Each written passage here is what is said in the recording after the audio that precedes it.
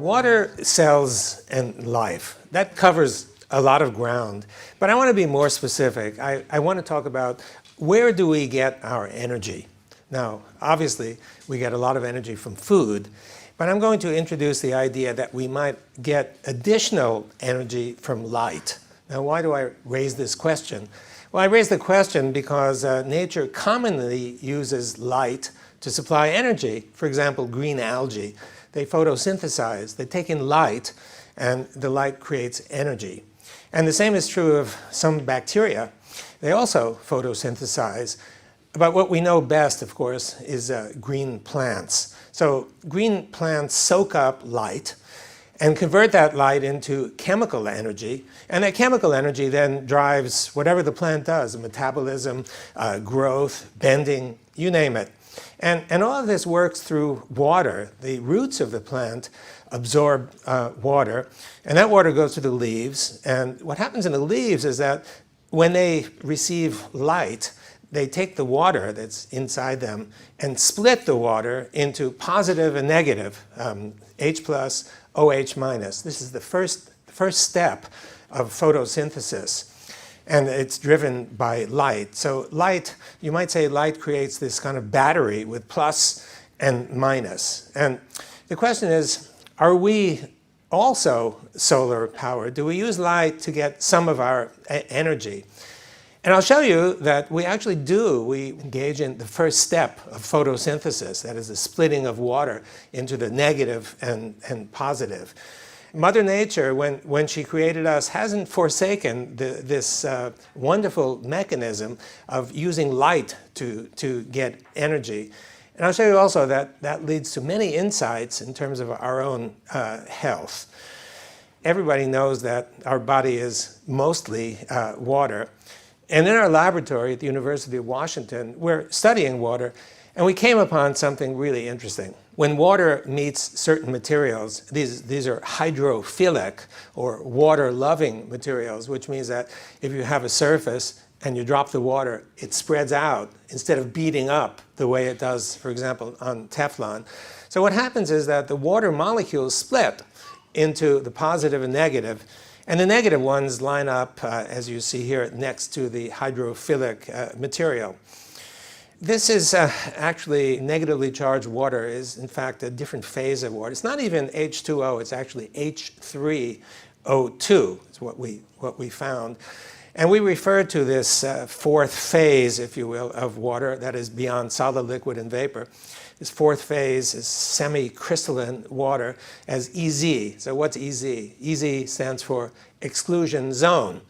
And the reason we called it exclusion zone when we found it is as this phase of water builds, it pushes out everything that's inside of the water, that is solutes, particles, whatever. And so we called it logically exclusion zone, and EZ is, well, easy to remember.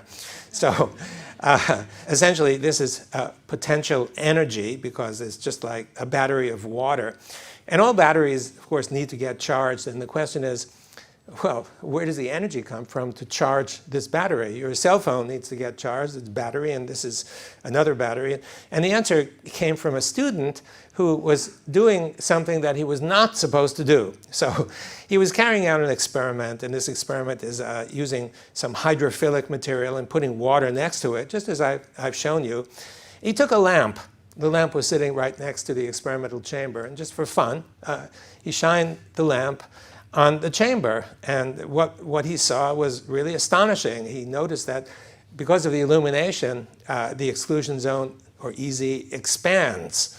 And it expanded hugely, and when he took the lamp away, it came back to its original shape, which is a thin band of EZ you see at the upper left running parallel to the surface. So, well, it didn't take a rocket scientist to figure out that you shine light, it gets bigger, and maybe the light is what's responsible, the photons are responsible for providing the energy to grow this exclusion zone. So obviously we were really impressed by this student's result, and we began to study different wavelengths of light, ranging from the ultraviolet through the visible light, through the infrared light, and we found that by far the most effective light was infrared. Infrared is actually all over. It's hard to get rid of, and it's not just inside, it's outside too. And this is literally free energy. We learned about free energy in our chemistry textbooks, but this is literally free. It doesn't cost you a nickel. It's there. And because it's there all the time, it means that when you have water next to a hydrophilic material, you always have EZ water. And of course, if you add more light, then the EZ grows. You see, so light is basically feeding the growth. So this feature, this light-induced separation of charge, can also be used to get electrical energy from light and water. All you need to do, at least in theory, is stick 2 electrodes in, one in the negative, one in the positive, and you ought to be able to get electricity to light a light bulb. We've demonstrated that this is actually the case. You can see here, you flip the switch and you get the light. So just as water behaves as a light-driven battery, cells actually operate much the same way also as a light-driven battery, something you perhaps never thought of. But think about the cell and what's inside. So inside the cell, you've got large macromolecules, mostly proteins, and these proteins have hydrophilic surfaces. And of course, there's water, lots of water inside the cell. And so what happens is that there are exclusion zones. You have EZ water, which has negative charge. And the positive charges would be lying beyond those negative charges. So the reality is the cell is really crowded with proteins mostly. And this negative EZ practically fills the cell. And what happens is that the positive charges are pushed out and the cell is negative. But negative charges near each other, they repel. They want to get away from one another. And that tendency to repel constitutes potential energy. And this potential energy is basically released in the form of protein folding. That is, the proteins ordinarily occupy one configuration, but they fold. They start this way and they fold into another configuration. So, for example, if this were a muscle cell, the proteins would be in one configuration, and they move to another configuration, and that's what is responsible for your muscle cells contracting, and it allows you to jump. So the way it works, it looks like this. On the left side, here is a typical protein in its extended form, and it's got EZ water around it. And what happens is the EZ water melts into ordinary water, and the protein is able to fold. But of course, it's got to go back to the original position. And what happens is it does as EZ water builds around it. So this is the normal function of a typical protein. And on the right side, imagine what happens with no EZ. You see, with no EZ, it doesn't have the potential to get back to its original configuration. And so it's not working. So your muscle, or whatever cell, is not working properly if it doesn't have EZ water. Of course, if you have some EZ water, then it functions, but not quite as well as if you have a full complement of EZ water. You have potential energy from the EZ, which drives the work of the cell.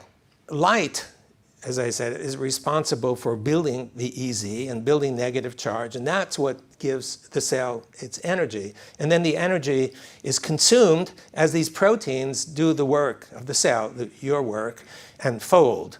And if you just connect the dots between the two, so light is actually driving work of your cells, or light is actually driving your function.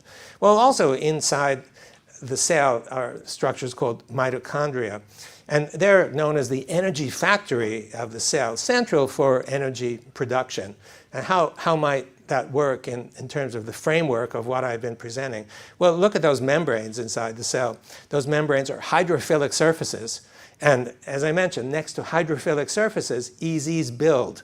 So this is a perfect configuration for building EZs and negative charge and contributing that to the rest of the cell for energy. So where do we get our energy? Well, we get it from food. And obviously, we can get quite a lot of energy under certain circumstances. But we also get it from light. And the light is absorbed by the water, and that light absorption builds EZ and creates energy. Should this matter to you? Well, yeah, I think so. Light matters for function and therefore for health, and water matters for function and therefore for health, because they all build EZs, and the EZs are needed for proper function. So for your health, what builds EZ water in your cells? Well, there are a few things we can think about. First of all, drinking water. Well, water is the raw material for building EZ water, and so obviously you need to be hydrated in order to function properly. Green juicing. The juice is the inside of the cells of the plant. So you're basically extracting EZ water from the plant cells and putting it into your cells. Good strategy, and that's why many integrative medical health professionals suggest that green juicing is the single easiest and best way to maintain your health because of EZ, I believe. There are some substances that are known through the millennia to be good for health, and these are just a couple of examples: turmeric, coconut water. We've studied a half dozen of these experimentally in the laboratory. And we found that putting a certain amount in the water, an amount that corresponds to the amount that might be in your body, builds EZ. It's not published yet, but we're on to it. Sunshine, you go out in the sun, you feel good, you feel healthy, good to be alive. Well, light that you receive builds EZ. And the sauna is perhaps even more effective because the heat means that it's generating infrared light. And infrared light is what builds EZ powerfully and effectively, and that's why you feel good after you come out of the sauna.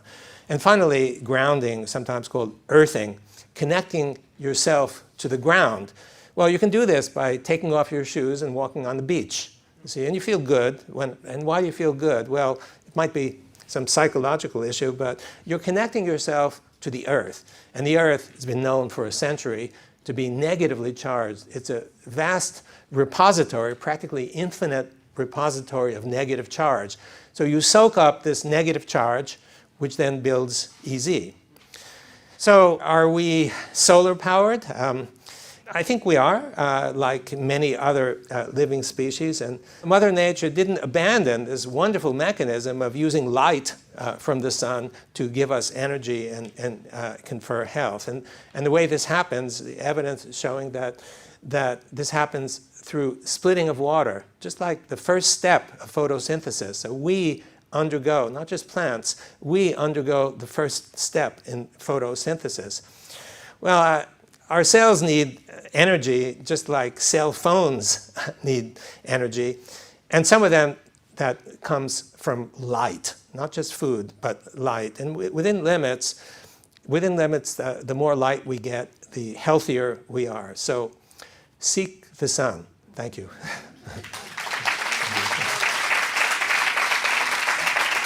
Thank you.